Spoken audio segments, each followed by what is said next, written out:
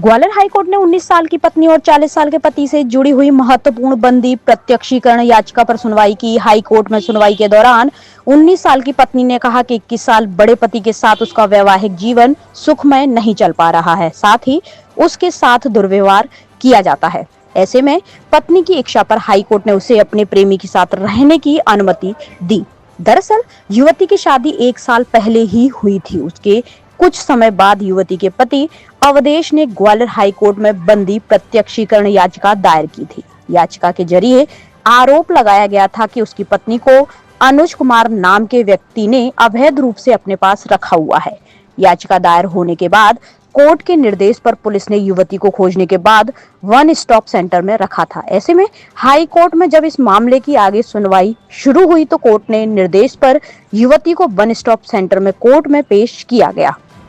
इस दौरान युवती के माता पिता, उसका पति अवधेश और प्रेमी अनुज भी कोर्ट में मौजूद रहे। हाई कोर्ट में सुनवाई के दौरान 19 साल की युवती ने कहा कि उसकी शादी जिस व्यक्ति से हुई वह उससे 21 साल बड़ा है। ऐसे में 40 साल उम्र के पति के साथ उसका वैवाहिक जीवन सुखमय नहीं चल पा रहा है। वह अपनी मर्जी से प्रेमी अनुज कुमार के साथ रहना चाहती है। कोर्ट में उसने यह भी बताया कि दोनों पति पत्नी की काउंसलिंग भी हो चुकी है, लेकिन वह अपने प्रेमी के साथ ही रहना चाहती है।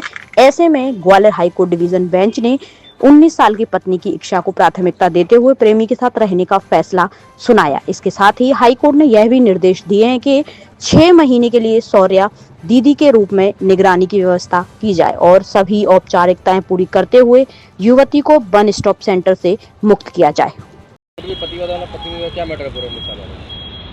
ये एक लड़की की गुमशुदगी के संबंध में उसके परिजनों द्वारा एक याचिका माननीय उच्च न्यायालय खंडपीठ ग्वालियर के समक्ष लगाई गई थी, जिसमें लड़की ने न्यायालय के समक्ष उपस्थित होकर बताया कि वो विवाहित है, लेकिन उसका पति उससे दुगनी उम्र का है और ऐसे में उसका सुखमय जीवन बीतना संभव नहीं है।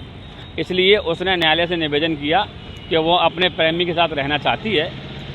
उसके निवेदन को स्वीकार करते हुए न्यायालय ने प्रकरण का निराकरण किया और साथ ही सौर्या दीदी को निर्देशित किया कि वो आगामी 6 माह तक उस लड़की का ध्यान रखे और उसको होने वाली किसी भी कठिनाई से उसकी सहायता करें।